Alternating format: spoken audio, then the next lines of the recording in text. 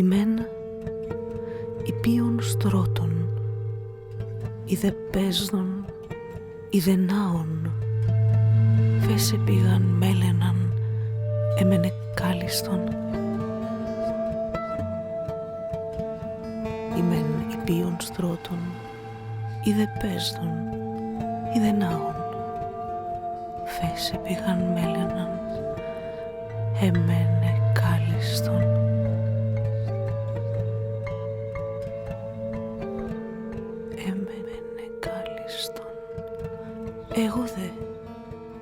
Donc, bonjour à toutes et à tous. Donc, Evelyne Père, bioanthropologue au CNRS ou MNHN ici présente. Armelle Naït, historienne des idées à l'Université de Versailles-Saint-Quentin. Frédéric Pigère, titulaire de la chaire Genre, Mixité, Égalité, Femmes-Hommes de l'école à l'entreprise au Conservatoire national des arts et métiers, toutes deux empêchées malheureusement d'être là, et moi-même, Joëlle Viels, généticienne au CNRS, avons grand plaisir à vous accueillir dans cette amphi Abbé Grégoire, finalement, du CNAM, pour une séance du séminaire Sexe et Genre, dont le sous-titre « Pour un dialogue interdisciplinaire au carrefour des sciences de la vie et des sciences humaines et sociales » indique bien les objectifs. Nous sommes heureux aujourd'hui de recevoir Frédéric Marty, qui va nous présenter les résultats de ses recherches récentes dans un séminaire intitulé « Louise Dupin, défendre l'égalité des sexes en 1750 ». Avant de lui laisser la parole, laissez-moi vous présenter brièvement Frédéric Marty. Donc Frédéric, vous avez commencé votre parcours universitaire à l'université Toulouse-Le Mirail. Vous avez obtenu un CAPES de lettres modernes en 2001. Et si je peux me permettre une petite aparté, moi qui ai un peu échangé avec vous et eu le plaisir de vous entendre à la radio, on ne peut pas douter que vous venez du Sud-Ouest quand on vous écoute. Ça s'entend exactement, les amener. Donc, quelques années après le CAPES et après un petit détour à l'université de Berkeley en Californie, vous avez obtenu l'agrégation de lettres modernes.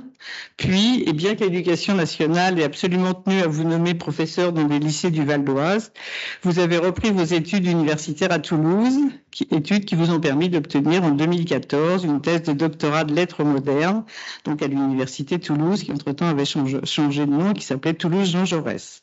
Le titre de votre thèse était « Louise Dupin, la pensée d'une féministe entre Montesquieu, Voltaire et Rousseau », ce qui montre où elle se plaçait. Vous avez obtenu en 2017 la qualification en fonction de maître de conférence et en attendant d'obtenir ce Graal qui est aujourd'hui un poste de maître de conf des universités, vous êtes chargé d'enseignement à l'université de Cergy-Pontoise. Depuis 2020, vous effectuez vos recherches dans le cadre de l'équipe littérature et herméneutique, toujours à l'université de Toulouse-Jean Jaurès. Mais revenons à l'objet de vos recherches et du séminaire que vous allez nous présenter. Donc, Frédéric, vous travaillez sur Louise Dupin, que très peu de personnes connaissaient avant vos travaux, mais qui était, comme je l'ai compris, très célèbre au XVIIIe siècle. Elle tenait notamment un brillant salon littéraire et scientifique où se côtoyaient nombre d'intellectuels et elle développait elle-même une pensée féministe dont vous allez nous parler. Je crois, pour l'avoir lu et entendu vos interviews, que vous êtes tombé dans le chaudron Louise Dupin, Jean-Jacques Rousseau en 2005, en visitant le musée consacré à Jean-Jacques Rousseau à Montmorency. Vous avez appris qu'il existait des manuscrits inédits de la main de Jean-Jacques Rousseau, datant de l'époque où il était secrétaire de Madame Dupin. Je ne peux pas m'empêcher de penser que finalement votre nomination dans le Val d'Oise a été une grande chance, puisqu'elle vous a permis de rencontrer Louise Dupin. Vous me direz si je me trompe. Notre thèse a donc été consacrée à l'étude des manuscrits de Louise Dupin à Montmorency, mais aussi dans les autres fonds où ces manuscrits sont éparpillés. J'ai pris notamment à Austin, au Texas, c'est ça. L'argent fait tout. Et une partie de votre thèse a été publiée en 2021 chez Classique Garnier sous le titre « Louise Dupin, défendre l'égalité des sexes en 1750 ». Ce travail vous a aussi amené à faire l'édition critique de 2 ouvrages de Louise Dupin, Des femmes, discours préliminaires publié chez Payot-Rivage en 2022, et Des femmes, observation du préjugé commun sur la différence des sexes chez Classique Garnier en 2022. Pour finir, je dirais que vous n'avez pas fini de faire revivre Louise Dupin, puisque vous travaillez actuellement sur un autre de ses manuscrits inédits consacré aux reines de France et au mauvais traitement que leur fait en général subir les historiens. Mais j'ai déjà trop parlé, je crois qu'il est temps que je vous laisse la parole. Donc Frédéric Marty, merci d'avoir accepté notre invitation. Dans mon titre, une philosophie d'égalité des sexes au siècle des Lumières, comme chacun sait, le terme philosophe a une acception plus large au XVIIIe siècle qu'aujourd'hui. L'historienne Chantal Grel écrit qu'au XVIIIe siècle, en France, la pensée philosophique n'est guère tournée vers la spéculation théorique comme elle l'est, notamment en Allemagne avec Leibniz et Wolff. Chantal Grel synthétise ainsi la définition courante du philosophe au XVIIIe siècle. Les philosophes des Lumières sont, selon une acception alors fréquente, les hommes guidés par la seule raison qui, alliant l'esprit d'observation, d'analyse et de synthèse, combattent les préjugés. Cette définition est tout à fait satisfaisante, au détail près que les philosophes ne sont pas toujours des hommes, il peut même arriver que ce soit des femmes. Nous tenterons de montrer en quoi Louise Dupin est une philosophe des Lumières qui défend des idées que nous dirions aujourd'hui féministes, et je mets des guillemets, le terme, vous le savez, n'apparaît officiellement qu'à la fin du XIXe siècle dans une lettre de la suffragette Hubertine Auclair au préfet de la Seine. Présentons d'abord brièvement Louise Dupin. Dans les années 1740, alors je vais vous montrer, voilà, je vais vous montrer un portrait de Louise Dupin. Il y en a 4 de répertoriés, celui-ci par Nattier, qui se trouve aux États-Unis, enfin qui devrait se trouver aux États-Unis. Je suis allé à New York, mais je ne l'ai pas vu. Il n'est pas dans la collection sous laquelle il est indiqué, donc je n'ai pas mis de précision sur sa localisation. Donc, dans les années 1740, elle tient l'un des salons les plus brillants de Paris, selon Rousseau lui-même, dans les Confessions. Parmi les illustres salonnières du siècle des Lumières, Louise Dupin est certainement l'une des moins connues. Elle mérite pourtant amplement sa place parmi elles. Née en 1706, elle atteindra l'âge respectable de 93 ans. Elle mourra en 1799 dans son château de Chenonceau qu'elle sera parvenue à conserver pendant la Révolution. Elle est la fille du richissime financier Samuel Bernard, dont je vous montre ici un pastel par Joseph Vivien. Elle est aussi la fille de la comédienne Manon Dancourt. D'abord appelée Louise de Fontaine, elle a épousé en 1722 Claude Dupin, de 20 ans son aîné, qui deviendra rapidement fermier général par l'entremise de son beau-père Samuel Bernard. Alors, les Dupin habitent des lieux remarquables. Donc, parmi les lieux prestigieux dans lesquels vit Louise Dupin, voici l'hôtel Lambert, à la pointe de l'île Notre-Dame, excusez-moi, le titre.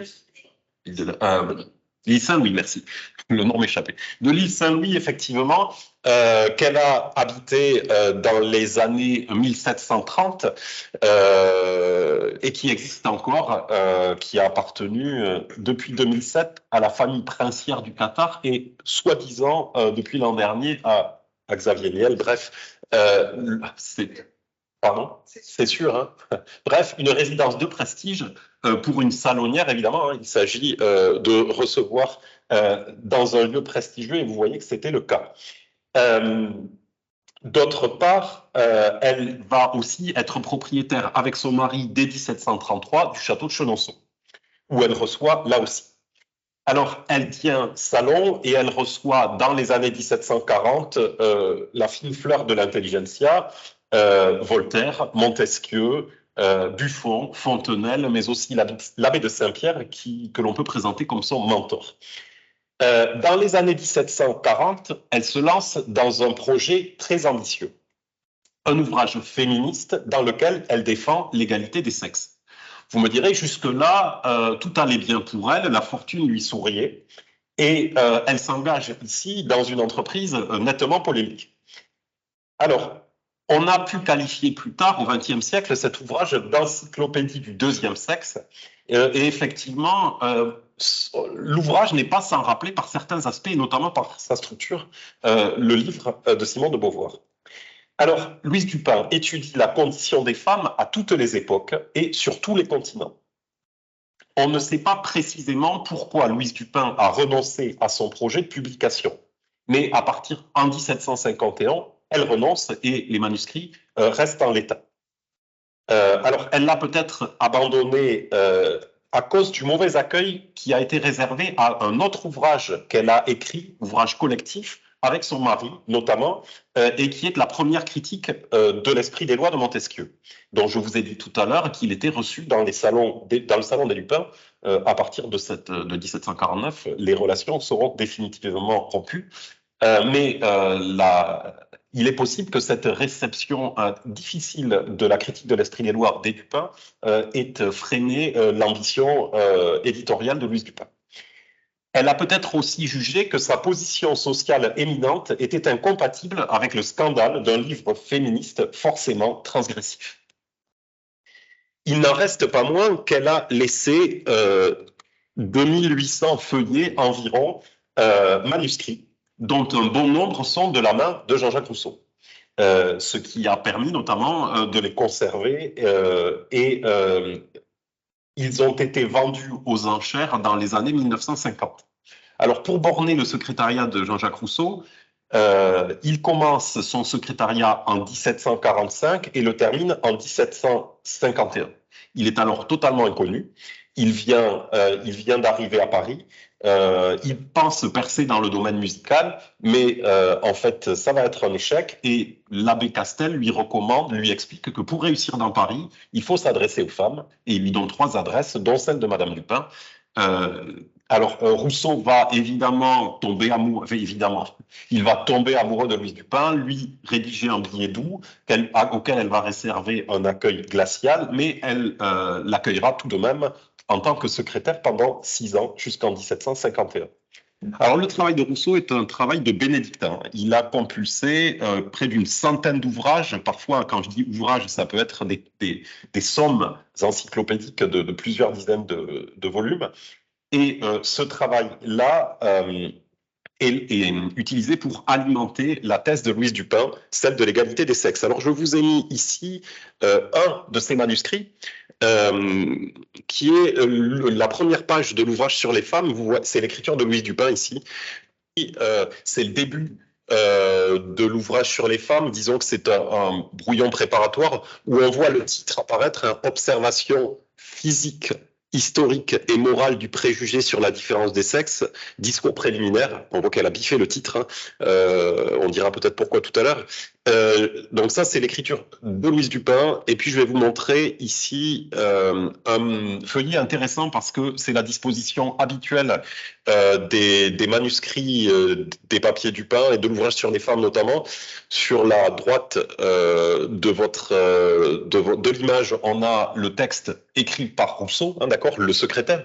Louise Dupin lui dictait la plupart du temps le texte et puis ensuite il le mettait au propre. Donc sur la partie droite, vous avez l'écriture de Rousseau et en marge, vous avez les ajouts ou corrections de Louise Dupin et parfois en interlinéaire, elle intervient aussi. Vous voyez que là, vous avez un chapitre en cours de rédaction. Voilà, c'est comme ça que ça se passe. Et alors, il y a plusieurs états parfois des 47 chapitres de l'ouvrage sur les femmes. Donc ça, c'était pour vous montrer un peu concrètement à quoi ressemblaient ces fameux papiers Dupin. Alors, ces manuscrits, ils ont été conservés par les héritiers, je vous l'ai dit tout à l'heure, jusque dans les années 1950, pardon.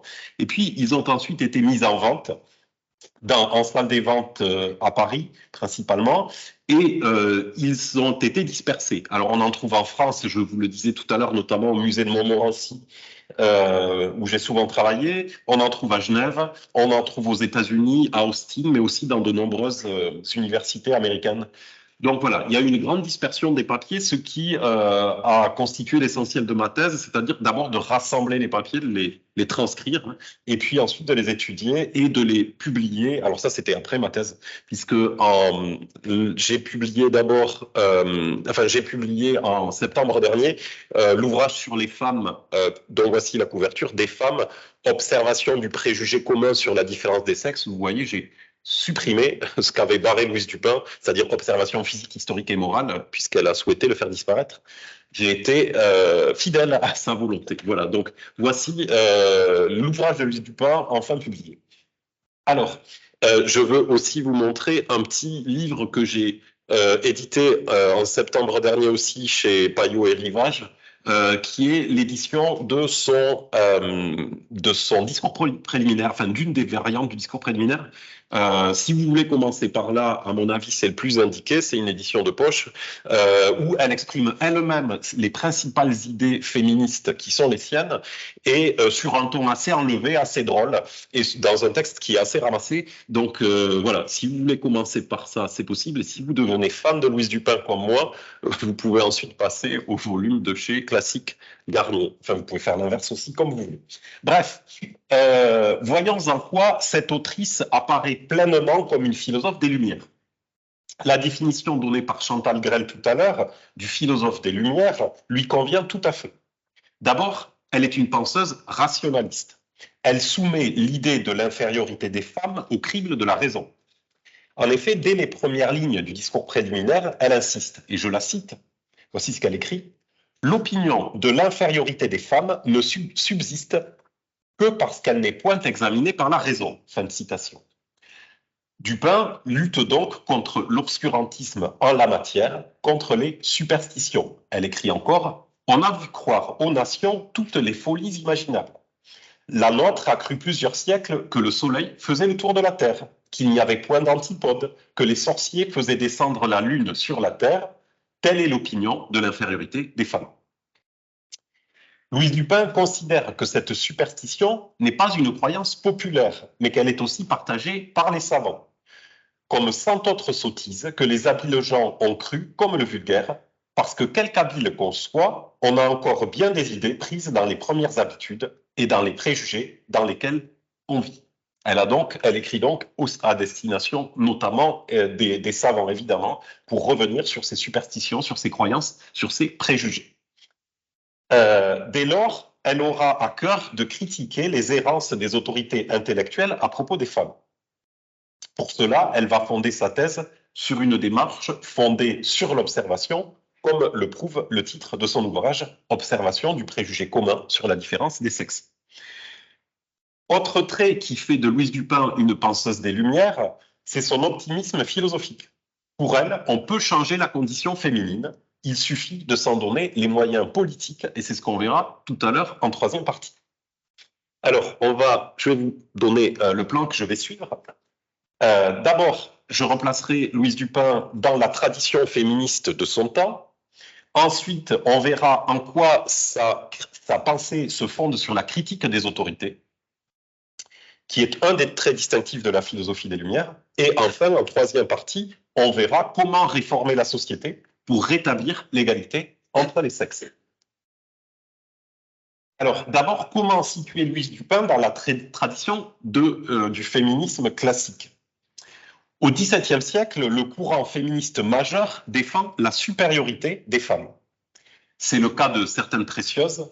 On peut penser à Mademoiselle de Scudé. La thèse de Louise Dupin est différente. C'est celle de la parfaite égalité entre l'homme et la femme. Égalité physique, égalité intellectuelle, égalité morale. Alors, sa référence fondamentale, c'est Poulain de la Barre, que vous connaissez. Il est disciple de Descartes et il est un pionnier dans la défense de l'égalité des sexes. Alors, il est l'auteur d'un ouvrage majeur, paru en 1673, l'année de la mort de Molière, de l'égalité des deux sexes. Louise Dupin, lui, emprunte sa critique des préjugés contre les femmes. Dans cette mesure, elle inscrit dans le sillage cartésien. Elle lui doit aussi sa généalogie de l'inégalité. Pour elle, hommes et femmes sont égaux à l'état de nature. Cependant, Louise Dupin se distingue de Poulain de la Barre, elle se distingue de son inspirateur. Pour sa part, elle défend vraiment une égalité intégrale entre les sexes, là où lui, de manière assez paradoxale, il rétablit l'argument classique de la supériorité, même si c'est de manière ponctuelle. Alors qu'est-ce qu'il dit, Poulain de la Barre ? Il écrit la chose suivante. Les filles apprennent bien plus vite ce qu'on leur enseigne. Elles sont plus assidues et plus patientes au travail, plus soumises, plus modestes et plus retenues. En un mot, on remarque en elles, dans un degré plus parfait, toutes les qualités excellentes. Alors, évidemment, ça peut paraître flatteur pour les jeunes filles, ici, mais Louise Dupin s'inscrit en faux contre cela. Elle est vraiment strictement sur la position d'une égalité parfaite entre les deux sexes. Alors, on pourrait dire que la pensée de Louise Dupin, d'une certaine manière, s'écarte de la théologie qui est une dimension de l'argumentation de Poulain de la Barre. Poulain de la Barre, c'est un prêtre catholique passé au protestantisme. C'est au nom des supériorités féminines que Poulain réclame l'accès des femmes à toutes les professions et à toutes les charges, alors que elle, Louise Dupin, le fait au nom de l'égalité. Du coup, elle est davantage l'héritière de Marie de Gournay, qui est la fille d'Alliance de Montaigne, celle qui a édité la troisième mouture, on dira, des essais. Marie de Gournay, au début du XVIIe siècle, était tenante d'une véritable et stricte égalité, même si elle aussi employait un argumentaire pour partie théologique que Louise Dupin délaisse. Pour résumer, Louise Dupin appartient donc à un courant très minoritaire du féminisme classique. C'est le féminisme de l'égalité, comme je vous l'ai dit. Et cela suffit à signer son originalité dans cette ascendance Marie de Gournay, Poulain de la Barre. J'aimerais maintenant qu'on voit dans un deuxième temps en quoi la pensée de Louise Dupin se fonde sur la critique des autorités. Alors, Louise Dupin place en exergue de son ouvrage sur les femmes une citation latine tirée d'Horace. Nullius in verba iurare magistri, que l'on peut traduire par « ne prêter serment à aucun maître ». Cette formule est en vogue à l'époque des Lumières. Elle est d'ailleurs la devise de l'Académie des sciences de Londres, fondée en 1660. On pourrait y voir l'un des préceptes du clan des philosophes, à savoir la critique de toutes les autorités, intellectuelles, religieuses ou politiques. On verra que Louise Dupin s'attache à la critique de ces différentes autorités. Dès le discours préliminaire, elle met en pratique ce précepte. Elle dénonce ce que toutes les autorités disent des femmes. Elle écrit « c'est qu'on trouve partout du mal des femmes. Pour des raisons et des preuves de ce mal, on n'en trouve nulle part. Les historiens, les jurisconsultes, les théologiens, les politiques, les savants, les philosophes, les poètes, les orateurs, jusqu'aux auteurs frivoles, qui se sont si souvent débattus entre eux, sont d'accord pour l'exagération des avantages de leur sexe et pour la diminution des avantages des femmes. » Cette citation peut nous servir de guide. Nous allons voir comment Louise Dupin revisite la tradition multiséculaire pour en dénoncer la misogynie. Alors, elle s'attaque à différentes catégories d'auteurs. Je n'en retiens que 3.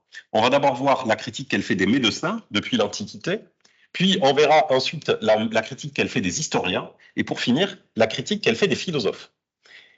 Les médecins d'abord. Je ne vous ai pas encore dit que l'ouvrage sur les femmes est divisé en 47 chapitres, et ces 47 chapitres sont divisés en 4 parties. Il y a une partie physique, médicale, scientifique si vous voulez. Il y a ensuite une partie historique, ensuite une partie juridique, et enfin une partie morale qui permet de développer le projet encyclopédique de Louise Dupin. Alors, cette partie physique, médicale, elle a pour but de prouver que les hommes et les femmes sont égaux d'un point de vue physique. Louise Dupin choisit de s'en prendre à un médecin italien oublié du début du XVIIe siècle qui s'appelle Sinibaldi ou Sinibaldus, et voilà ce qu'elle dit à son propos. Je précise que c'est un spécialiste de la reproduction humaine. Voilà ce qu'elle écrit. Sinibaldus, en citant Aristote, qui a dit que la femme est le contraire de l'homme, commente cette judicieuse réflexion et ajoute que l'homme est fort, que la femme est faible, que l'homme est chaud, que la femme est froide, que l'homme est parfait, la femme imparfaite, que l'homme est prudent, la femme imprudente, que l'homme est savant, que la femme est ignorante, que l'homme est constant, que la femme est légère, enfin, que l'un est bon et que l'autre est fourbe. Sans critiquer le détail de ces déraisonnables injures, on peut croire que personne de bon sens ne se tiendra sincèrement à cette définition. Fin de citation. Ce personnage de Sinibaldus semble condenser l'ensemble des préjugés misogynes des médecins. Cela va nous permettre de montrer comment Louise Dupin s'efforce de démontrer l'égalité physique entre les sexes. Nous retiendrons 3 points, la question de l'anatomie, la question de la reproduction et la question de la force. D'abord, l'anatomie. Pour elle, pour Louise Dupin, s'il y a des différences physiques, elle ne saurait fonder aucune hiérarchie entre les sexes. Les hommes ne devraient pas être déclarés supérieurs, car ils ont une voix un peu plus forte, un peu plus de force et, je cite, un peu plus de poil au menton. Tout ceci ne suffit pas à asseoir la supériorité masculine. Quant aux organes de la reproduction, masculins et féminins, étant tous les deux également nécessaires, ils ne permettent pas non plus d'établir une hiérarchie entre les sexes. Alors, Louise Dupin n'hésite pas à citer, à comparaître différentes sommités médicales et au premier chef, elle cite Hippocrate. Alors, elle considère qu'il dit du bon et du mauvais. D'abord, il dit du bon quand il considère que les deux sexes participent également à la formation du fœtus. En revanche, lorsque Hippocrate affirme que la matière qui fait les mâles est plus forte et que celle qui fait les femelles est plus faible, elle le conteste. Elle en fait autant à propos d'Aristote notamment, dont on considère qu'il voit dans la femme une version imparfaite et inachevée de l'homme. Alors, dans le débat sur la reproduction de l'époque, il y a deux clans. Scientifiquement, je parle sous votre... vous reviendrez là-dessus, mais enfin, il y a le clan de l'ovisme et il y a le clan de l'animalculisme. Du côté de l'animalculisme, la thèse est la suivante. L'embryon est préformé dans la semence masculine. Du côté de l'ovisme, et du coup, la femme ne serait que le réceptacle. Du côté de l'ovisme, c'est dans l'ovaire que l'embryon est déjà préformé. Et le rôle des spermatozoïdes est mineur. Louise Dupin adopte une attitude tout à fait équilibrée. Elle considère qu'on ne peut pas se prononcer, mais elle fait fond sur l'idée que les deux sexes participent à égalité à ce processus de la reproduction, de la génération, comme elle dit. Elle est très bien informée, elle est proche de l'Académie des sciences, et donc elle ne tombe pas dans le piège. Et elle écrit de manière assez sage, je la cite, « Les lois précises de la génération ne sont point connues. Il n'y a point de honte à l'avouer. Si les docteurs l'avaient ainsi pensé, nous serions riches de beaucoup moins d'erreurs. » Il est évident qu'elle aurait pu avoir intérêt à soutenir la théorie de l'ovisme, qui était plutôt favorable au rôle de la mère. C'est ce qu'elle ne fait pas. Donc on y reviendra, mais sa position est toujours mesurée. Alors, après avoir parlé de la dimension de l'anatomie et de la reproduction, deuxième point, celui de la force, qui est un point important dans la théorie, dans la comparaison, on va dire, des deux sexes. Les hommes seraient supérieurs en raison de leur force physique supérieure. Louise Dupin prétend qu'il faudrait des statistiques précises pour pouvoir juger de cela, et elle considère que son époque n'en dispose pas. Elle considère d'autre part que même si les hommes disposaient d'un peu plus de force, cela ne suffirait pas à faire leur supériorité. Ce qu'elle dit, c'est que les filles s'adonnent beaucoup moins aux exercices physiques parce qu'on les en empêche, et du coup, ceci peut aussi fonder la différence de force physique. Enfin, elle tranche la question de la différence de force entre les sexes de manière ironique. Ce qui fonde la supériorité pour elle, c'est l'intelligence et non pas la force. Et voici ce qu'elle écrit. « Si la force du corps donnait celle de l'esprit, ce seraient les gens les plus robustes qu'il faudrait choisir pour faire les médecins, pour les mettre à la tête des conseils, des tribunaux et des académies. L'on n'a jamais imaginé cette espèce de choix pour rien que pour tirer un chariot. » On voit qu'elle critique Hippocrate, on voit qu'elle critique Aristote, mais elle n'a pas peur non plus de critiquer les médecins de son temps, et notamment deux des plus accrédités du début du XVIIIe siècle, Freund et Borave. Pour elle, l'anglais John Freund a tort de s'appuyer sur la théorie antique des tempéraments pour affirmer la faiblesse physique des femmes. De même, le néerlandais Herman Borave, médecin de réputation universelle, se trompe quand il prétend que les femmes ont une fibre musculaire plus faible que les hommes, à l'exemple des enfants et des oisifs. Borave ici, il s'agit de l'aphorisme 37. Elle considère qu'on ne peut pas classer les femmes avec les enfants et avec les oisifs en raison d'une prétendue faiblesse musculaire. Bref, comme vous voyez, elle fait feu de tout bois, elle n'hésite pas à s'en prendre aux anciens ou aux modernes du moment qu'ils font preuve de sexisme, on dirait aujourd'hui, voire de misogynie. Il y a chez cette descendante d'une lignée de comédiens une joie molièresque à se moquer des plus grands médecins, comme lorsqu'elle écrit « Il est burlesque que les grands maîtres ne sentent pas cette absurdité et que le plaisir ou l'habitude de séparer des hommes de celle des femmes, l'espèce des hommes de celle des femmes, ait pu faire dire tant d'extravagance. » Elle ne manque pas de se référer au médecin malgré lui. pour railler les doctes de la faculté de médecine. Elle dit préférer les doutes de Sganarelle plutôt que les certitudes d'une thèse de médecine ridicule soutenue en 1743.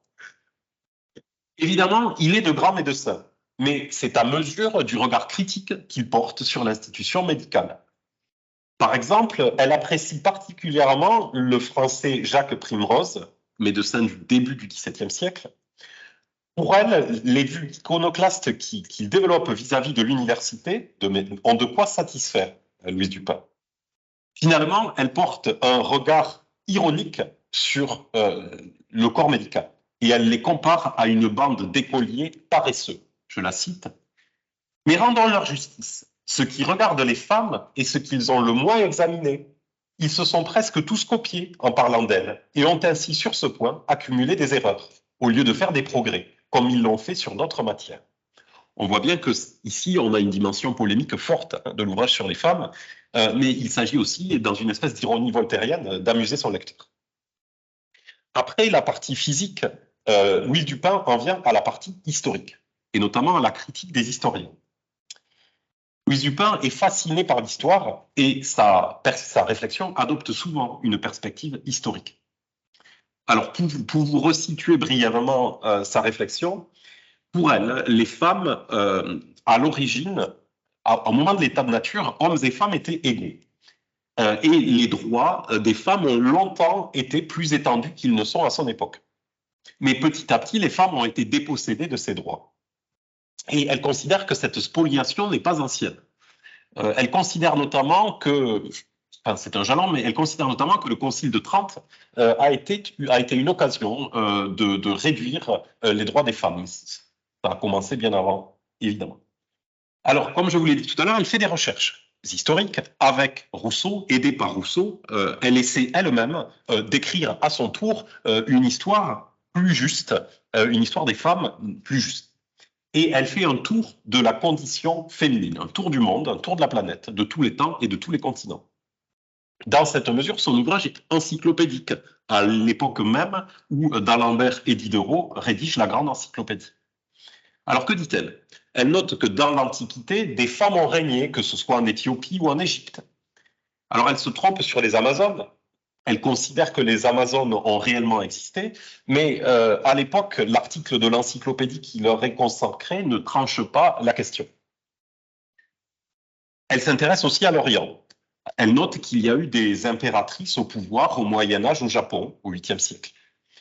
Elle s'intéresse aussi à l'Empire romain d'Orient, à Constantinople, et elle note que les impératrices ont eu une influence politique pendant plus de 1000 ans, même si elles ont parfois joué un rôle négatif. Alors il faut bien s'imaginer que elle s'intéresse à cela en faisant rédiger à Rousseau une espèce d'histoire des empereurs et des impératrices de Constantinople qui est très volumineuse. Hein. Ça fait plusieurs centaines de feuillets. Donc il y a un vrai travail de fond historique pour alimenter l'ouvrage sur les femmes. Et ce long travail n'aboutit qu'à un chapitre de quelques pages dans l'ouvrage sur les femmes. Elle s'intéresse aussi au monde musulman. Elle note que les femmes du prophète ont eu un rôle important à cette époque-là, que l'une des épouses du prophète était appelée la mère des croyants et qu'une autre fut dépositaire du premier exemplaire du Coran. Bref, elle constate que tout cela a bien changé dans le monde musulman, mais elle souligne le rôle important des femmes dans l'entourage du prophète. Elle s'intéresse aussi à l'Amérique, à l'Inde, à l'Afrique, je passe. Bref, ces recherches l'amènent à conclure que les historiens traitent les femmes de manière injuste et elle porte un regard critique sur l'historiographie. Elle se méfie des historiens modernes, elle se méfie des compilateurs et elle s'intéresse aux historiens anciens dans la mesure où ils sont parfois plus proches des époques qui l'intéressent. Alors je vais passer un peu, mais elle considère qu'il y a chez les compilateurs une malice, une fantaisie, et qu'on ne peut pas raisonnablement faire fond sur leurs écrits. Alors, pour aller un peu plus vite, elle adresse aux historiens deux critiques. D'abord, ils minorent le rôle des femmes dans l'histoire, et deuxièmement, certains historiens font la satire des femmes. Alors, premier point, c'est le moins grave, certains minorent le rôle des femmes dans l'histoire. Alors, on parlait tout à l'heure de Mézeray, avant cette conférence. C'est un des historiens majeurs du siècle de Louis XIV et Louise Dupin s'intéresse particulièrement à son histoire de France, dont elle fait faire un extrait de lecture là aussi. Et elle considère que Mézeray est critiquable dans la mesure où il gomme l'épisode de la régence des femmes dans une période importante de l'histoire. Il considère qu'il n'y a pas eu de régence féminine significative entre Blanche de Castille et entre Catherine de Médicis. En gros, il considérerait qu'Anne de Beaujeu, Louise de Savoie ont joué des rôles mineurs. Bref, il ne s'étend pas, voire il gomme leur influence. Elle écrit « Une pareille bévue sur tout autre sujet serait relevée, mais tout ce qui tend à exclure les femmes, même de ce qu'elles ont fait, ne passe pas apparemment pour de l'inexactitude. » Elle critique aussi Mézeray pour une autre raison, c'est qu'il semble s'intéresser aux femmes. Dans son discours préliminaire, il dit qu'il va s'intéresser aux femmes, et dans son édition de l'histoire de France, il place les portraits des reines face aux portraits des hommes, et on a l'impression, il le dit lui-même, qu'il a de l'intérêt pour les reines, mais en fait, Louise Dupin remarque que malgré tout, il est tenant de la loi salique, il défend la loi salique. Donc il y aurait une espèce d'hypocrisie, selon elle, chez Mézeray.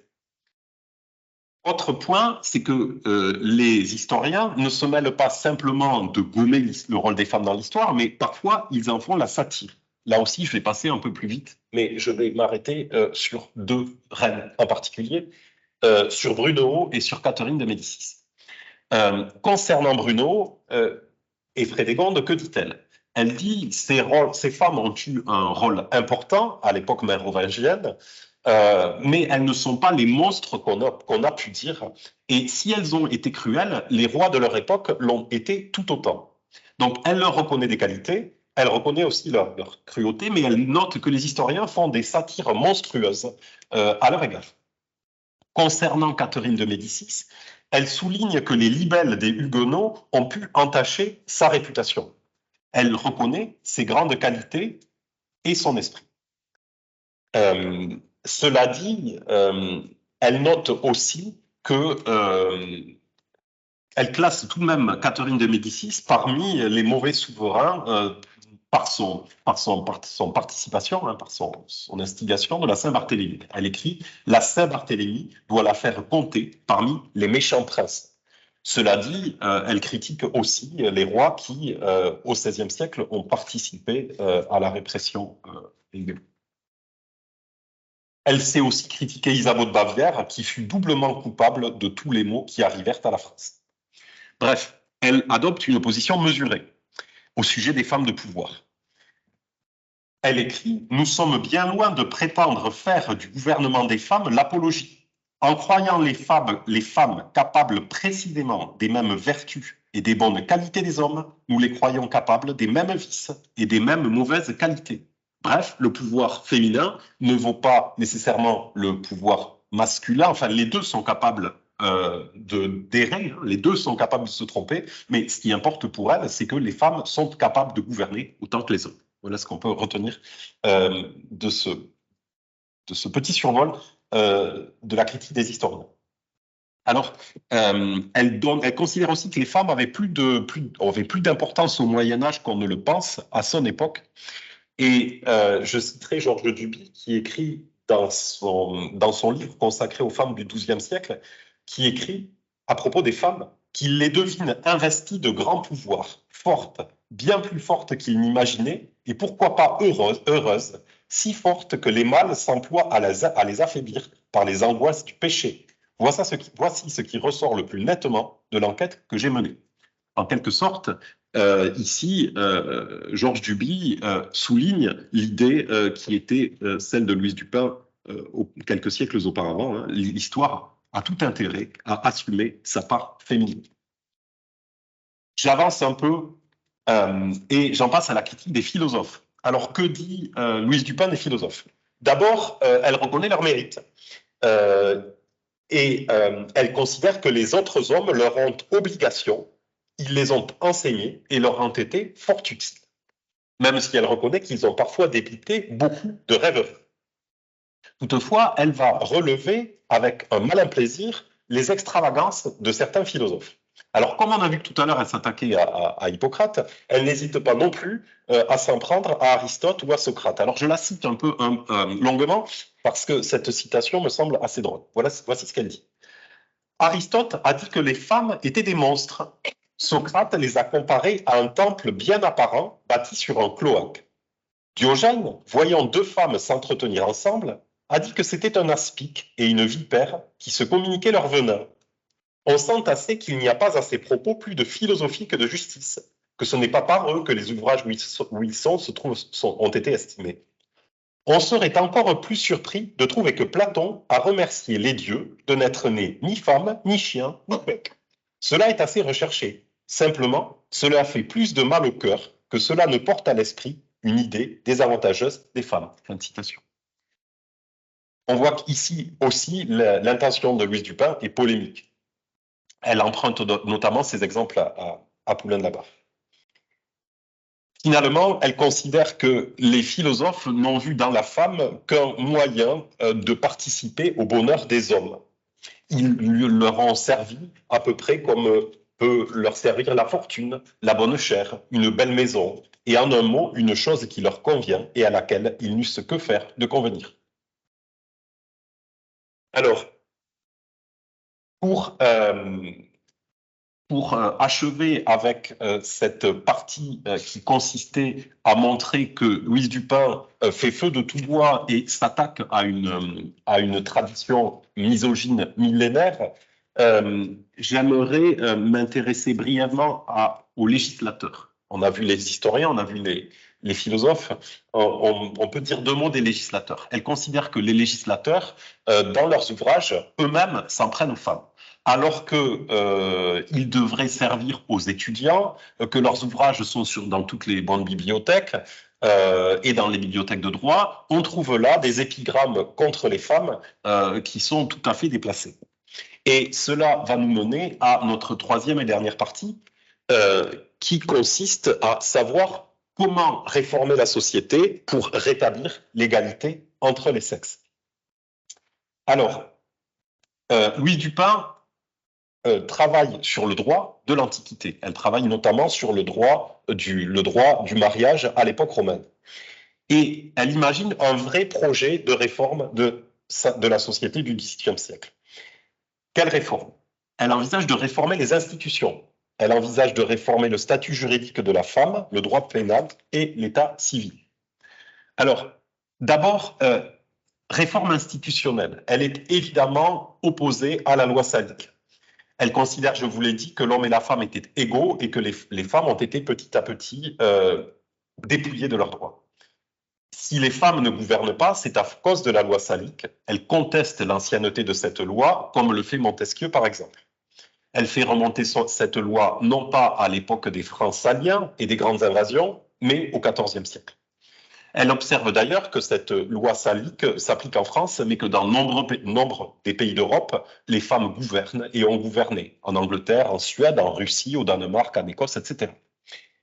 Elle note aussi que la loi salique est contre-productive. La famille royale aurait intérêt à voir régner ses filles pour éviter de s'éteindre. D'autre part, la loi salique imprime dans la société un mauvais exemple, donne un mauvais exemple dans la mesure où on se réjouit de la naissance d'un prince plutôt que la naissance d'une princesse. Et dans le peuple, on va préférer la naissance d'un garçon à celle d'une fille. Ça, c'est pour la partie institutionnelle de sa réforme. D'autre part, elle veut réformer les contrats de mariage. Elle considère que il faudrait appliquer dans le contrat de mariage un modèle égalitaire, un modèle républicain, et non pas le modèle de la monarchie absolue. Alors, qu'est-ce qu'elle pense?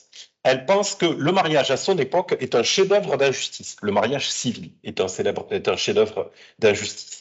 Elle considère que les femmes disposent du bien des hommes, et les hommes disposent du bien des femmes, sous prétexte qu'elles sont incapables de gérer leurs affaires. Elle note aussi qu'aucune des actions civiles de la femme n'ont de validité sans l'autorisation de l'époux. Elle note aussi que les tribunaux accordent plus de crédit au témoignage d'un homme que d'une femme. Elle réclame donc que les femmes demandent furieusement justice aux tribunaux de leur contrat. Donc il s'agit d'engager une action juridique contre des contrats de mariage qui sont iniques. Tout ceci débouche sur une réforme législative. Alors qu'est-ce qu'elle envisage? Un peu rapidement, sous forme de liste. Elle considère que la loi devrait laisser à chaque époux sa part de revenus, afin qu'il puisse en disposer librement. Elle souhaite aussi qu'une pension soit versée au conjoint survivant. Elle propose aussi un contrat de mariage à durée déterminée, de 12 à 15 ans, le temps d'élever les enfants. Alors, ce contrat peut évidemment être renouvelable. Elle n'est pas l'adversaire du mariage, mais par contre, elle est favorable au divorce. Elle considère que le bonheur dans le mariage ne peut exister que dans l'égalité. Elle envisage aussi une réforme du droit pénal en matière d'adultère, car elle considère que les femmes ne sont pas punies sur un pied d'égalité avec les hommes. Autre réforme assez étonnante, c'est celle de la réforme de l'état civil. Elle considère que le nom de famille devrait être accordé sur un critère d'âge et non pas sur un critère de sexe. Du coup, le nom de la mère pourrait être donné au mari et aux enfants si la mère est la plus âgée. Voilà donc pour ce projet général de réforme des lois, de réforme, on va dire, législative. On voit qu'on a un vrai programme de candidate en quelque sorte. Et cette audace de Louise Dupin lui est peut-être venue aussi de celui qui est son mentor, qui est l'abbé de Saint-Pierre, qui était un grand rédacteur de projets de réforme.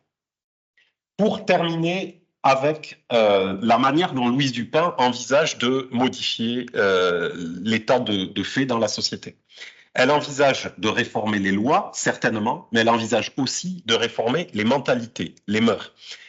Que veut-elle faire? Il faut changer les représentations de la femme, changer les idées que l'on se fait des femmes. Alors, quelques points rapides.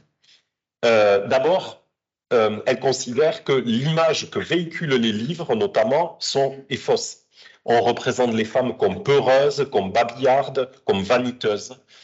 Tout ceci, évidemment, lui déplaît fortement et elle s'en prend, on l'a dit, à tous les littérateurs qui colportent ces idées, et notamment aux moralistes, que ce soit La Bruyère, La Rochefoucauld, par exemple.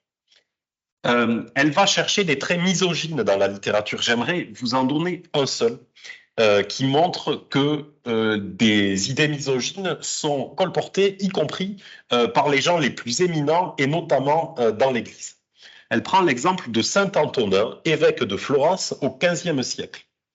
L'exemple que je vais vous citer l'a choqué. Voilà comment saint Antonin, évêque de Florence, définit les femmes en 7 points. Voilà ce qu'il dit. Sainte à l'église, ange à l'abord, diable dans la maison, crapaud à la fenêtre, pivert à la porte, chèvre dans le jardin, mauvais parfum dans le lit. Fin de citation.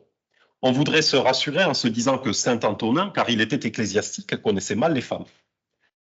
D'autre part, il faut aussi agir dans le domaine des arts.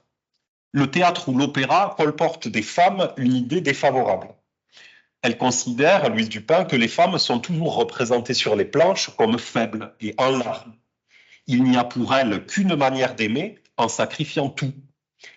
De sorte que, chez Racine, elle considère que l'image véhiculée des femmes n'est pas tout à fait de son goût et elle préfère l'Andromaque d'Euripide à celle de Racine. Bref, il faudrait représenter sur scène des personnages féminins positifs. Enfin, Louise Dupin s'intéresse au langage. Alors, le chapitre 47 est à peine ébauché, mais elle considère que le langage, lui aussi, véhicule des clichés misogynes sur lesquels il faudrait agir. Alors, je donnerai seulement un exemple, l'adjectif efféminé, toujours péjoratif, contrairement à l'adjectif viril. Peut-être un autre, allez, honnête homme et honnête femme. On n'entend pas du tout la même chose. Et là aussi, sur l'adjectif honnête, elle trouve à redire. Pour finir, pour changer les mœurs, il faut changer l'éducation. Et c'est mon dernier point. Elle veut une éducation égalitaire entre les hommes et les femmes, entre les filles et les garçons. Elle relève avec humour que les jeunes filles de bonne famille n'apprennent pas grand-chose, si ce n'est à lire et à écrire, et encore n'en est-ce que pour souhaiter la bonne année à leur grand-mère. Même les activités artistiques ne leur sont enseignées que de manière irrégulière, pas toujours suivies. Or, Louise Dupin veut que les filles apprennent dans tous les domaines. Les sciences, l'histoire, le droit, qui leur permettra de gérer leurs biens, mais aussi les langues étrangères. Et à ce sujet, à propos des langues étrangères, elle s'en prend à Fénelon. Fénelon, dans De l'éducation des filles, ne souhaite pas que les filles apprennent l'italien et l'espagnol parce que les romans en italien et en espagnol développent des idées qui ne sont pas conformes aux bonnes mœurs. Et évidemment, Louise Dupin, ici, se plaint de ce qu'écrit Fénelon. Bref, les filles doivent être instruites pour enseigner à leurs jeunes enfants et être respectées d'eux. L'objectif final est de pouvoir accéder à toutes les professions et à toutes les fonctions. Une femme doit pouvoir devenir présidente de tribunal, académicienne, évêque ou général d'armée. Poulain de la Barre le disait déjà. Si les femmes étaient instruites, il y aurait une émulation avec les hommes, laquelle profiterait à tous. L'éducation des femmes bénéficierait à leurs enfants, à la famille, aux hommes et par conséquent à la société tout entière. On voit donc que les idées ici de Louise Dupin ne manquent pas d'être vigoureuses. Je termine rapidement. En conclusion, on peut noter que ce qui importe chez Louise Dupin, c'est qu'elle fait à la fois une synthèse des idées qui ont précédé, qui a une véritable dimension encyclopédique, mais elle ne se contente pas de faire une synthèse, il y a un véritable travail de recherche historique, recherche scientifique. Elle fait des recherches dans tous les domaines pour essayer de renouveler le savoir sur les femmes. Et dans cette mesure, son entreprise apparaît comme vraiment originale. Évidemment, ces idées n'ont pas été connues à l'époque, puisqu'il reste à l'état de manuscrits. George Sand, évidemment, qui est son arrière-petite-fille par alliance, va s'intéresser à ces manuscrits. Elle va se rendre à Chenonceau, chez son cousin René de Villeneuve-Guibert, et elle va consulter les manuscrits. Et dans l'histoire de ma vie, George Sand dit le plus grand bien de Louise Dupin et considère que on aurait bien raison de publier ces idées, ne serait-ce que pour contribuer à la connaissance du XVIIIe siècle. Voilà ce que je pouvais dire. Alors, je vous rappelle rapidement ce livre-ci qui est celui qui est tiré de ma thèse, qui s'appelle Louise Dupin, défendre l'égalité des sexes en 1750, qui est une présentation générale du personnage, de ses réseaux, de son salon autant que possible et de ses idées, de son œuvre. Des femmes que je vous ai déjà montré tout à l'heure, l'ouvrage intégral, et puis le petit discours préliminaire. Je terminerai par une citation de Stendhal. « L'admission de la femme à l'égalité parfaite serait la marque la plus sûre de la civilisation. Elle doublerait les forces intellectuelles du genre humain et ses chances de bonheur. » Il est évident que Louise Dupin signerait dès demain cette citation. Je vous remercie de votre attention. Bon, moi, je suis ravie que vous nous rameniez ou que vous nous fassiez connaître Louise Dupin. C'est franchement c'est même incroyable. Pour moi, je trouve que c'est incroyable cette modernité de la pensée dans un siècle qui est quand même pas extrêmement féministe, on peut dire, où les lumières sont pas les lumières pour tout le monde, quoi. Et enfin, je pense que vous avez parce que bon, elle vient d'une grande famille, de ce que j'ai compris, mais en quoi son éducation, ou je sais pas, parce que il y a quand même un fondement à ça, non? Alors, c'est quoi votre explication? On est réduit aux hypothèses. Ah oui, c'est sûr. Louise Dupin, il y a visiblement un salon, d'accord. Il y a une fréquentation des grands esprits du temps. Du point de vue des origines familiales, le père et le grand-père sont protestants et ont abjuré le protestantisme. Pour moi, Louise Dupin est déiste. Mais peut-être y a-t-il là un ferment de révolte, d'esprit critique. Enfin, c'est une hypothèse. Je pense qu'il y a là une manière d'envisager les choses de manière critique. Voilà, après, c'est difficile d'en dire plus. Alors, c'est une œuvre en cours parce que, bon, j'ai publié l'ouvrage sur les femmes, mais il y a encore beaucoup de manuscrits de Louise Dupin à publier, notamment ce que je vais appeler les œuvres morales, où il y a encore beaucoup à découvrir sur elle et sur sa pensée. Donc, voilà, je fournis une piste, un début de réponse. Voilà. Oui, Eliane Viennot. Donc, moi, je suis très, très intéressée aussi pour d'entendre et de voir surtout l'achèvement, enfin, ou en tout cas le début de l'achèvement d'un travail sur Louise Dupin, parce que jusque-là, pour moi, je la connaissais, mais c'était voilà, c'était des manuscrits dispersés. Voilà, on n'avait pas accès à sa pensée. Moi, je voulais savoir si elle est liée aux autres salons de femmes. Alors là, je cherche parce que j'ai des problèmes avec ma mémoire. Le grand salon de la première femme qui recevait Marivaux, le jeune Montesquieu, etc. Parce qu'il y a quand même dans la première partie du siècle des gens qui ont lu Pauline de la Barre. Qui sont féministes. Donc, si vous pouvez nous en dire quelque chose. Moi, voilà, ça c'est une première chose. Moi, ma grande question aussi, c'est Rousseau. C'est-à-dire, qu'est-ce que Rousseau a fait de ce qu'il a appris là voilà, il y a des réponses un peu multiples, mais en tout cas, dans les livres sur lesquels il a bâti sa réputation, vont totalement dans l'autre sens. Donc, mais moi, je suis pas une rousseauiste non plus. J'ai lu ce dont j'avais besoin, mais qu'est-ce qu'on dit aujourd'hui dans le milieu des rousseauistes ou comment est-ce que ça se voit, ce qu'il a digéré, ce qu'il a vomi, est-ce que ça se voit dans ses œuvres? Est-ce qu'il reste quelque chose de ce qu'il a appris? Après, j'ai autre chose à dire, mais ça suffit peut-être déjà. Alors, pour la première question, les salons. Alors moi, je pense particulièrement au salon de la Marquise de Lambert. Voilà. Dans les manuscrits Dupin, il y a notamment une page découpée d'un ouvrage de la Marquise de Lambert. Donc, on voit qu'elle la connaît et qu'elle se réfère. Parfois, on trouve dans ses écrits, on trouve des passages empruntés ou digérés de la pensée de la Marquise de Lambert, mais à la différence que la Marquise de Lambert soutient pour partie la supériorité des femmes, contrairement à ce que fait Louise Dupin. Donc, la pensée de la Marquise de Lambert fait partie de l'alchimie qui débouche sur la pensée de Louise Dupin, à mon avis. C'est-à-dire, il y a Poulain de la Barre, il y a Marie Gournay, il y a aussi la Marquise de Lambert. Donc, voilà, il y a cette référence-là qui, effectivement, dans le livre que je vous ai montré tout à l'heure, je consacre une partie à la Marquise de Lambert, qui visiblement compte pour partie pour Louise Dupin. Pour ce qui est de Rousseau, alors là, la question est plus épineuse et va me demander peut-être un peu plus de temps.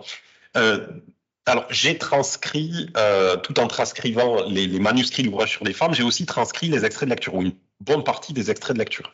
Donc ça, c'est un travail en cours, c'est-à-dire que maintenant, pour moi, il s'agit de publier certains des extraits rédigés par Rousseau pour l'ouvrage sur les femmes. Puisque les manuscrits Dupin, c'est d'un côté les manuscrits de l'ouvrage sur les femmes et de l'autre tout le travail de recherche réalisé par Rousseau. Donc là, je m'avancerai pas trop.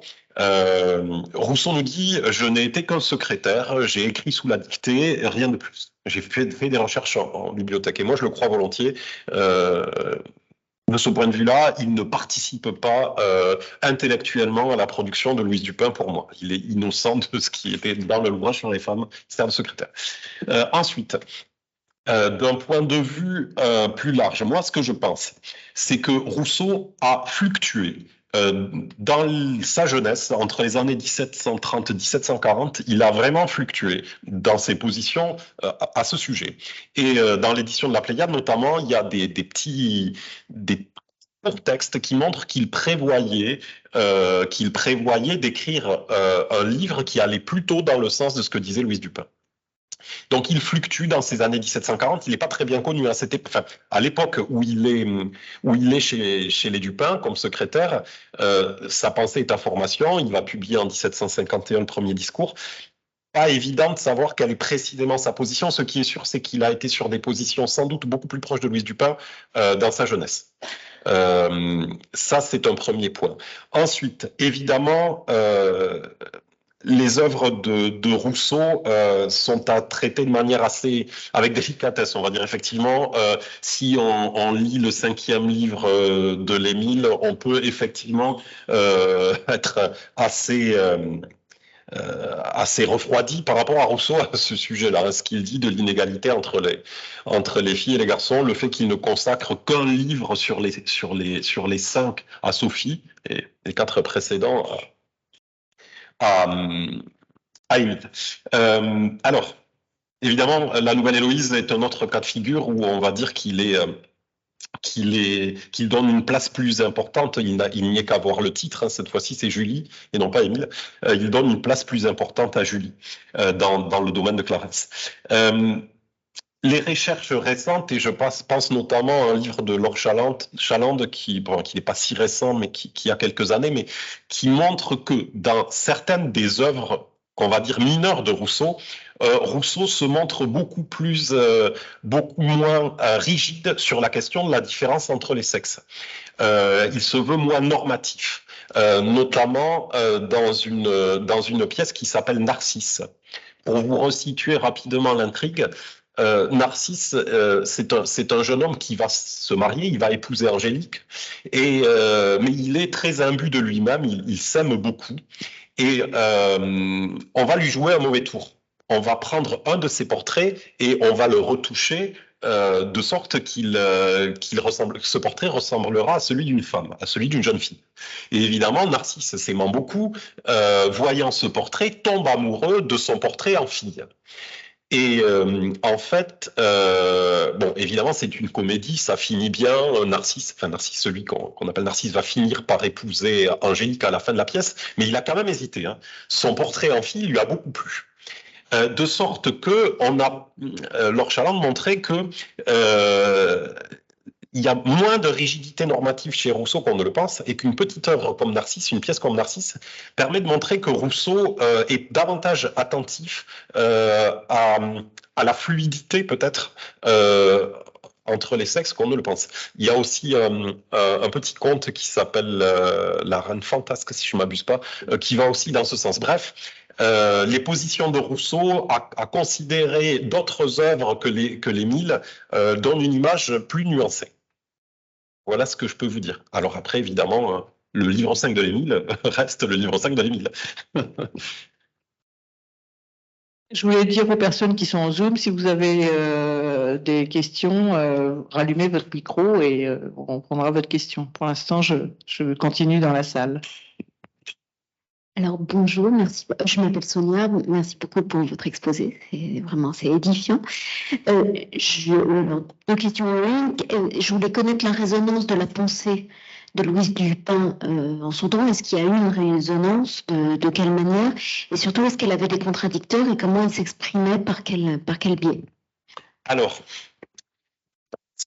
c'est compliqué de parler d'une réception de Louise Dupin, si ce n'est ce que je vous ai dit de George Sand tout à l'heure, c'est-à-dire que George Sand a pu consulter les manuscrits, elle a même lu la critique de l'Esprit des lois de Montesquieu, qu'elle considère comme un bon livre. Elle n'est pas la seule. D'Argenson considère aussi que c'est un bon livre. À la bibliothèque de l'Arsenal, il y a une petite notice favorable à ce livre. Après, bon, il n'empêche que la critique de Montesquieu par les Dupin a été reçue de manière compliquée et qu'il y a sans doute beaucoup à critiquer. Mais pour le coup, dans la critique de Montesquieu, il y a plusieurs volets. Il y a la critique Montesquieu critique la ferme générale, hein, le système de collecte d'impôts, et ça, évidemment, ça a hérissé Claude Dupin, le mari de Louise Dupin, puisqu'il est fermier général. Mais il y a aussi tout ce qui concerne la monarchie. Les Dupin sont des monarchistes. Montesquieu aussi, mais enfin, on voit ils défendent pas exactement les mêmes choses, et sans doute pas une vision à l'anglaise d'une monarchie parlementaire. Mais aussi, il y a une dimension de critique des positions de Montesquieu sur les femmes. Donc, en quelque sorte, si à l'époque on voulait lire les opinions de Louise Dupin sur les femmes, il aurait fallu lire ce livre-là, hein, qui est la critique, sont les réflexions sur l'ouvrage de Montesquieu, publié une première fois en 1749, retravaillé et republié ensuite. Donc là, enfin, c'est ma thèse. Je pense qu'ils étaient 4 à avoir rédigé cet ouvrage. Le jésuite Berthier, bien connu par ses démêlés avec Voltaire, un autre jésuite, sans doute le père Pless, et puis le couple Dupin. Donc, on voit qu'il y a... les Dupin, et peut-être Louise Dupin, considèrent que Montesquieu, à propos des femmes, n'est pas juste. Notamment sur la question de la polygamie, sur la question... Elle considère qu'il y a trop de satire, peut-être, dans ce... Bon, voilà. Mais là aussi, c'est un projet en cours. Les manuscrits de la critique de l'esprit des lois se trouvent à la bibliothèque de Bordeaux et vont être bientôt publiés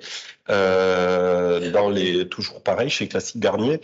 Donc, on en saura plus à ce moment-là. Mais si vous voulez, je pense que Louise Dupin a participé à la critique de Montesquieu dans cette dimension féministe-là.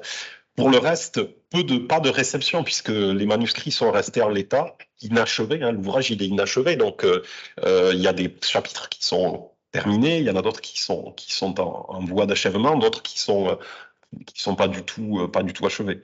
Donc, voilà, la réception, on la trouve chez George Sand, principalement. Oui, alors oui, c'est une bonne question. Alors, dans le discours préliminaire, on le sent qu'elle est agacée par ce qu'on dit dans les salons. C'est-à-dire que parfois, elle relève, alors c'est de manière anonyme, mais elle note que tel ou tel, enfin, c'est anonyme, mais elle s'agace de ce qu'on tient comme propos sur les femmes dans les salons. Ça apparaît dans son texte. Parce que le texte, en fait, on a le jeu, elle emploie jeu à certains moments de son ouvrage sur les femmes. Donc, parfois, on voit transparaître son expérience. Mais on peut pas aller au-delà. C'est dommage, mais je peux pas vous dire plus. Je peux pas vous dire mieux. Moi, je vais reprendre. J'avais une autre question sur les animalculistes et les ovistes, là. Ça m'intéresse beaucoup quand même.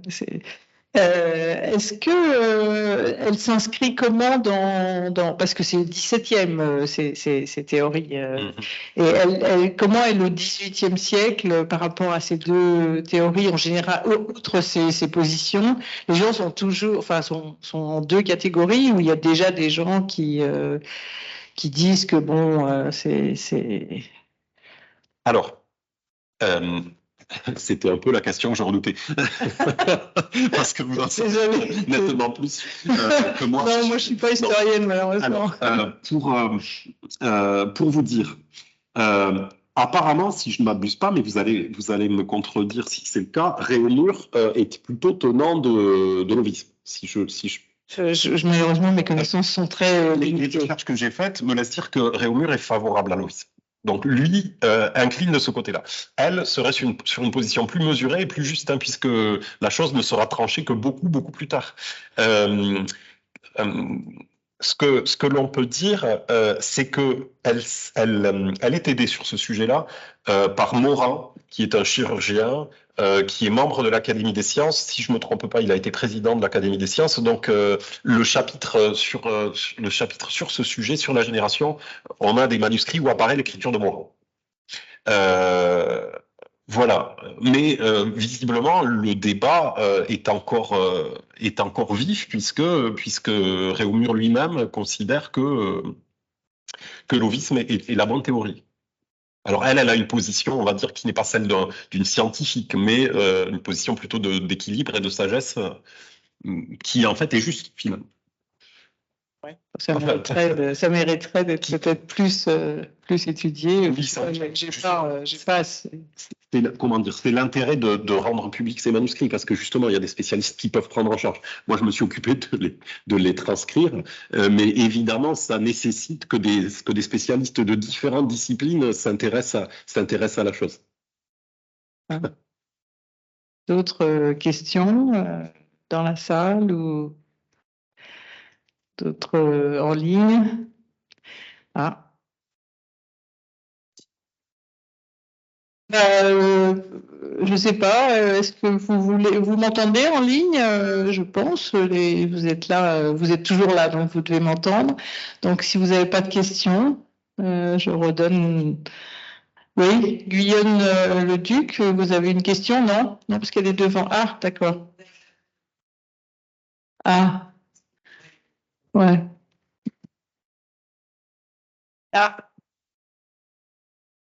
Moi, c'est pas vraiment une question en fait, c'est juste une remarque à propos des thèses féministes qui circulent depuis déjà pas mal de temps, enfin depuis Christine de Pisan, disons. Cette histoire que il y aurait des gens qui sont égalitaristes et d'autres qui sont sur la supériorité, qui pensent que les femmes sont supérieures. Je trouve que c'est quelque chose à manier avec délicatesse parce que il y a d'une part des messieurs, des prélats qui prennent vraiment c'est un côté galant. Il y a un côté galant pour dire que les femmes sont supérieures. Mais moi, dans ce que j'ai lu, c'est souvent les gens qui vont dans ce sens-là. D'abord, c'est souvent des hommes, les féministes hommes qui vont plutôt dans ce sens-là. Et ensuite, cette position très souvent coexiste en fait avec un égalitarisme absolu. C'est-à-dire que ce sont des gens qui disent il faut les mêmes droits, ils ont les mêmes capacités, les hommes et les femmes ont les mêmes capacités.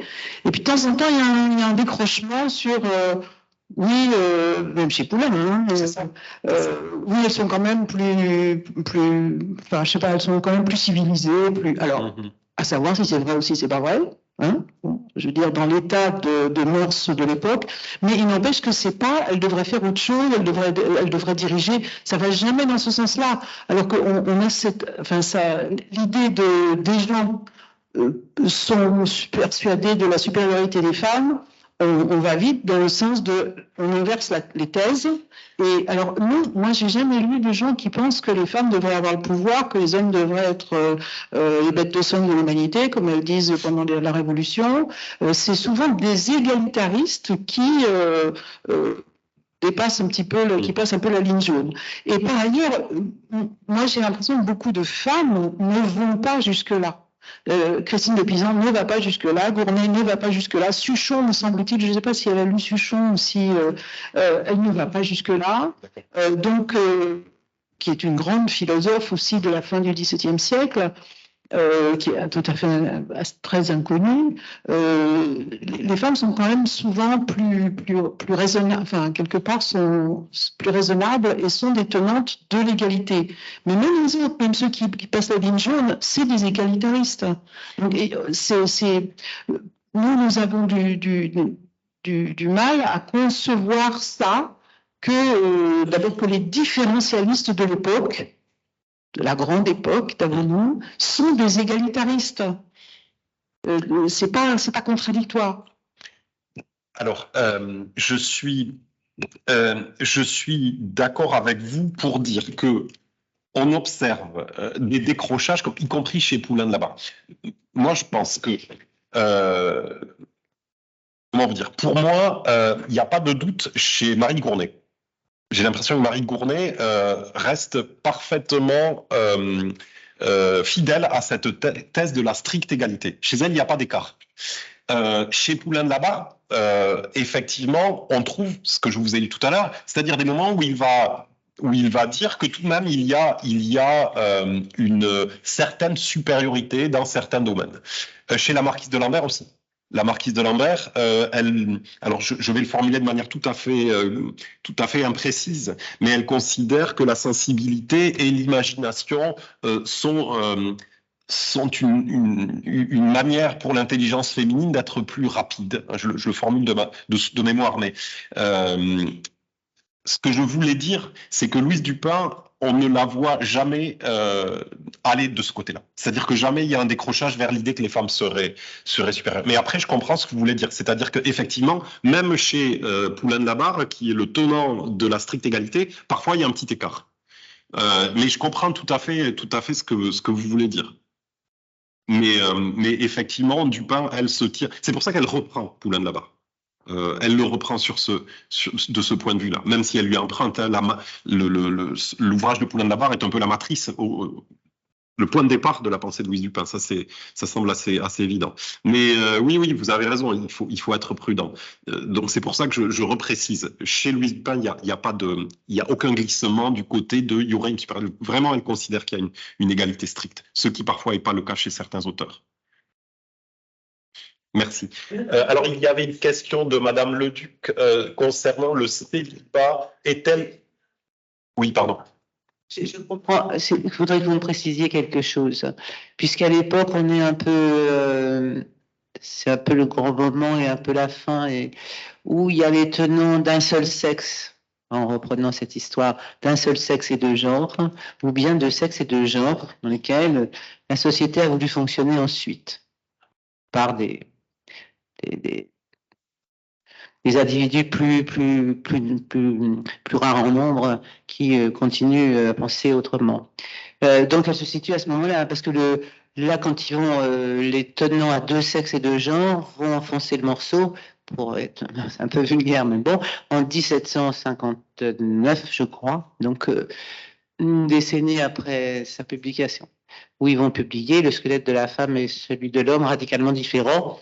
Et le squelette étant à l'intérieur du corps, il dit bien ce qu'est la nature et que c'est différent. Ce sont des images construites. Enfin, j'ai écrit beaucoup là-dessus, je vais pas revenir sur cette histoire-là. Mais on a beaucoup d'écrits, donc, où ils disent, d'un côté, l'homme et la femme, d'un point de vue biologique, c'est la même chose. Ça n'est pas au niveau de l'insertion sociale, c'est-à-dire de genre. Et voilà. Mais on est à l'endroit de ce débat-là. Et donc, ma question, ce que je voulais une précision de vous, quand elle dit l'égalité, parce qu'ils sont fondés là-dessus pour dire on peut mettre de l'égalité qu'entre deux choses différentes. Sinon, on est dans le même. C'est sur ces points-là que j'aimerais avoir votre pensée, puisque elle parle de l'égalité, ce qui voudrait dire...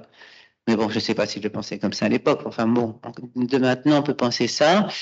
Est-ce qu'elle les pense semblables, les hommes et les femmes, ou est-ce qu'elle les pense différents, et dans ce cas-là, avec de l'égalité? C'est là, il y a trois pôles. Alors, il faudrait que j'ai le texte sous les yeux, je ne l'ai pas. Elle admet qu'il y ait des différences, et elle emploie une métaphore végétale. Mais je n'ai plus vraiment en tête, donc je ne peux pas vous répondre précisément. Mais elle admet qu'il puisse y avoir... Elle emploie la métaphore végétale en disant que les feuilles... Enfin, comment dire? Il peut y avoir des feuilles différentes sur un arbre. Donc elle admet... C'est une phrase. Hein, elle admet qu'il y ait des différences. C'est vraiment un passage très court. Et puis ensuite elle en revient à l'idée de l'égalité. Mais le mot différence existe dans son texte. Si je peux répondre en partie à votre question de manière, comment dire, succincte et imprécise. Mais je ne peux pas aller vraiment au-delà. Par contre, je suis intéressé... Oui.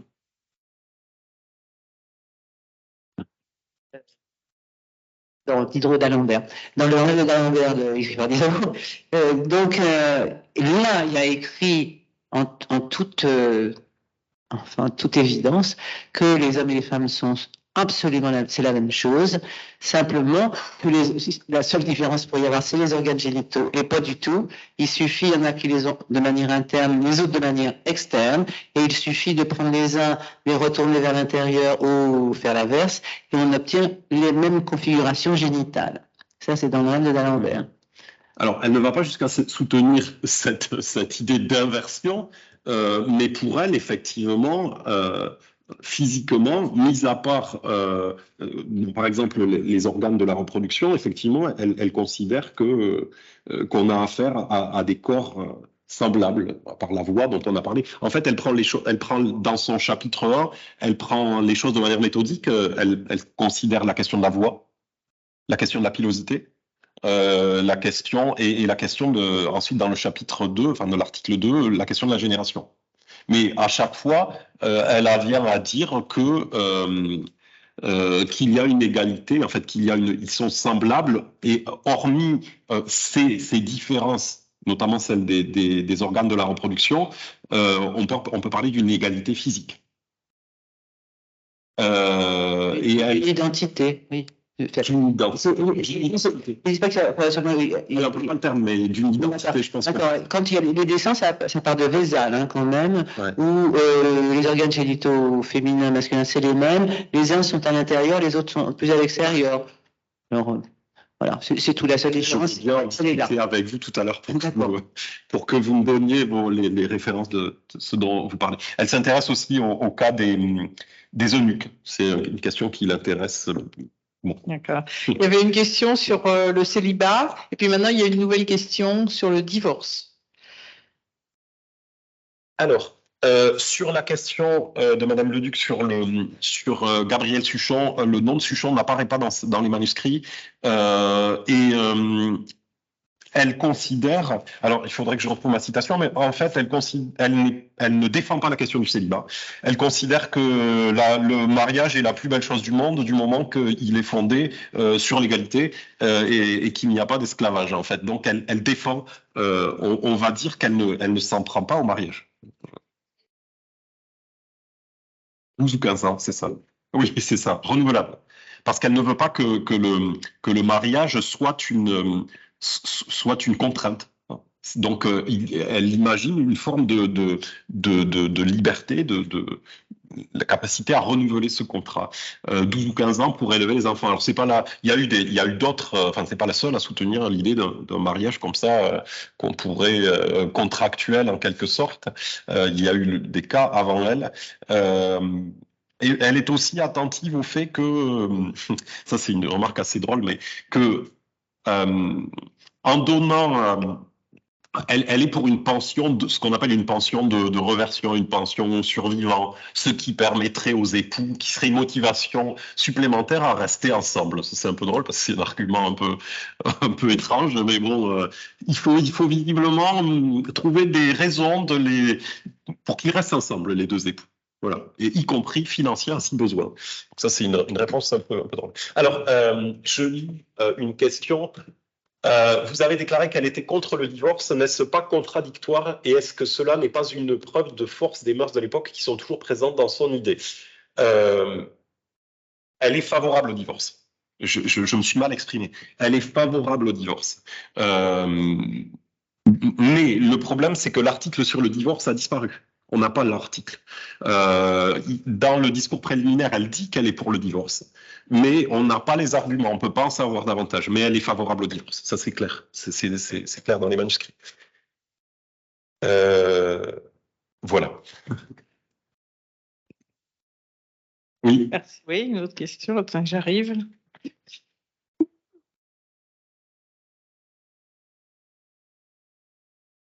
Bonjour, Marie Gauthier, je n'ai pas de qualification particulière, donc voilà. J'avais juste une question. Vous avez dit qu'elle n'avait pas publié ses textes, etc. Je comprends bien et je ne sais pas si vous allez pouvoir répondre à cette question, mais c'était de savoir si d'une manière ou d'une autre, en fait, ce qu'elle préconisait dans sa vie, elle a pu le mettre en œuvre, c'est-à-dire elle prône pour une éducation qui soit égalitaire pour les filles, par exemple. Je ne sais pas si elle a eu des filles et si elle les a spécialement éduquées de cette manière, ou alors est-ce qu'elle a fait une œuvre quelconque dans le sens d'une éducation qui soit... Alors, oui.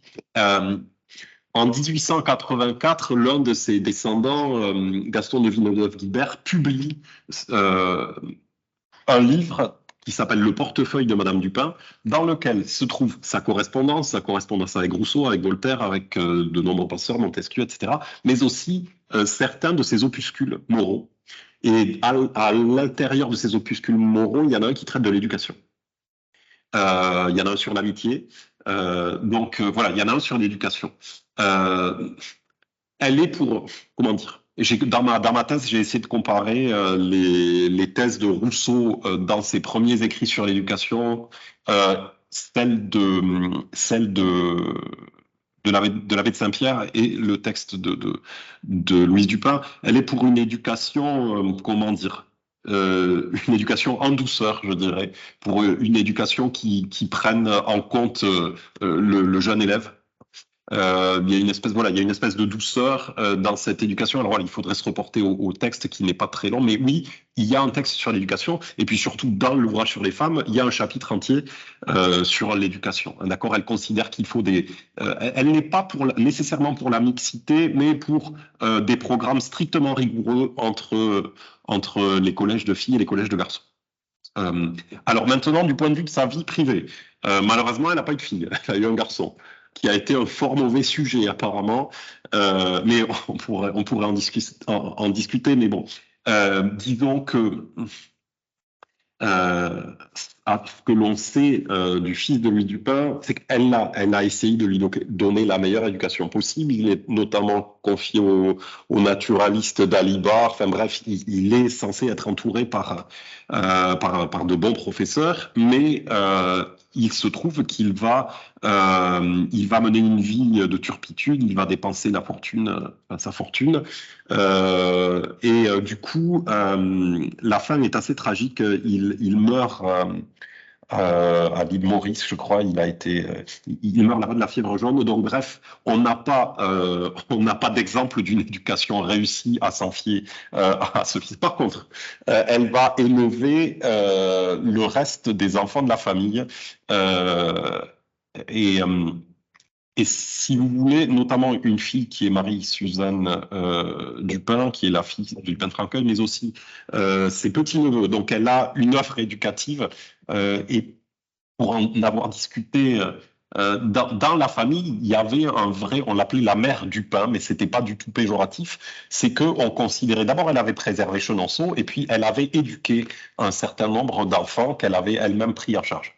Et notamment, elle s'est occupée d'aider les études de Bretonneau, le célèbre médecin qui a donné son nom notamment à un hôpital qui se trouve à Tours. Donc il y a beaucoup de gens qui lui sont redevables du point de vue de l'éducation, mais pas de filles. Bien, si peut-être qu'il n'y a plus de questions non plus en Teams. Donc je crois qu'on va à nouveau vous remercier de votre... je demandais, mais je crois pas que personne n'ait pris la parole. Donc, bon, voilà. Écoutez, merci encore. C'était vraiment un plaisir. Et voilà, il ne reste plus qu'à lire les ouvrages de Madame Dupin et le vôtre. Et puis, donc, le prochain séminaire, ce sera le 31 mars. Et ça sera cette fois donc dans le dialogue biologie sciences humaines et sociales, ça va être de la biologie sur, je laisse Evelyne, peut-être tu sais mieux, le thème global, c'est l'homosexualité dans le règne animal. C'était, elle avait, oui, c'est Nadina. Oui. Je m'en rappelle plus de son titre exactement, ça c'était plus drôle que ça. Oui, c'était plus drôle que ça. Va présenter un panorama de l'homosexualité dans le règne animal depuis les petits, je sais pas quoi, les plus petits insectes jusqu'aux grands mammifères. Donc il y aura un panorama et la question, et puis bon, elle ne parlera pas d'homosexualité humaine précisément, je crois. Et précisément, c'est nous quand on parle d'homosexualité, d'hétérosexualité, ça repose sur tout une histoire de civilisation chez les animaux, non. Je veux dire, donc qu'est-ce que signifie quand deux girafes mâles entourent leur cou l'un avec l'autre et que c'est d'homosexualité, je ne sais pas elle décrira les choses plus précisément. Je veux dire, est-ce que c'est un peu pour questionner, je pense, toutes ces images plaquées sur la sexualité humaine. Les animaux, ils n'ont pas d'idée de qui est leur père, leur mère, leur frère, leur sœur.